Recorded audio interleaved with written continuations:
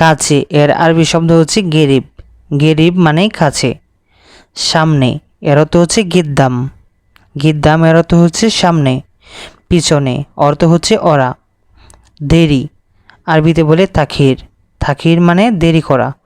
পানি এর অর্থ হচ্ছে ময়া অথবা মাউন।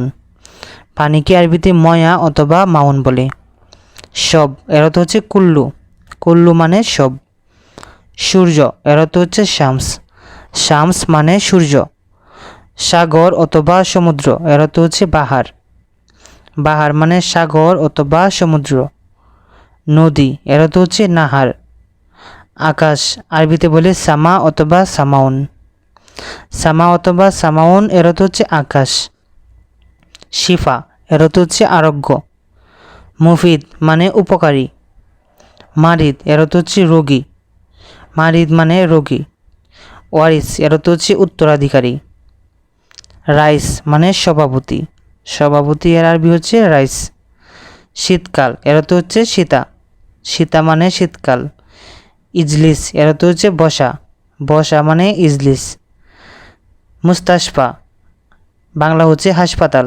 হাসপাতাল মানে মুস্তাশফা। ক্ষমা অথবা মাফ চাওয়া আরবিতে বলে মালিশ। মালিশ মানে ক্ষমা অথবা মাফ চাওয়া। উস্কুত এর অর্থ হচ্ছে চুপ করা। কাসলা মানে অলস। অলস এর অর্থ হচ্ছে কাসলা। গরম আরবি হচ্ছে হাড়। গরম কোনো কিছুকে আরবিতে হাড় বলে। ঠান্ডা এর অর্থ হচ্ছে বারিদ। বারিদ মানে ঠান্ডা। খোলা এর অর্থ হচ্ছে ইফতা। বন্ধ করা অর্থ হচ্ছে সাক্কার। সাক্কার মানে বন্ধ করা। দেওয়া অথবা দেও এর অর্থ হচ্ছে আতিক।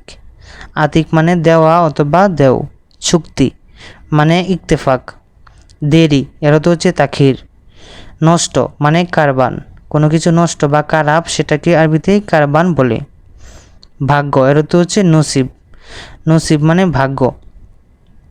গোছানো বা ব্যবস্থা করা আরবি হচ্ছে তারতিব। তারতিব মানে গোছানো বা ব্যবস্থা করা। এটা ওটাও বা এটা লও এর অর্থ হচ্ছে শিলহাদা। পারা বা পারবো এর অর্থ হচ্ছে ইকদার। ইকদার মানে পারা অথবা পারবো। জানা অথবা জানি এর অর্থ হচ্ছে মালুম। আমাকে দেও এর অর্থ হচ্ছে আতিনি। কোম্পানি এর অর্থ হচ্ছে শরিকা। আসুন এর অর্থ হচ্ছে ফাদ্দাল। ফাদ্দাল মানে আসল। ফাদ্দাল মানে আসুন। দেখা এর অর্থ হচ্ছে সুফ।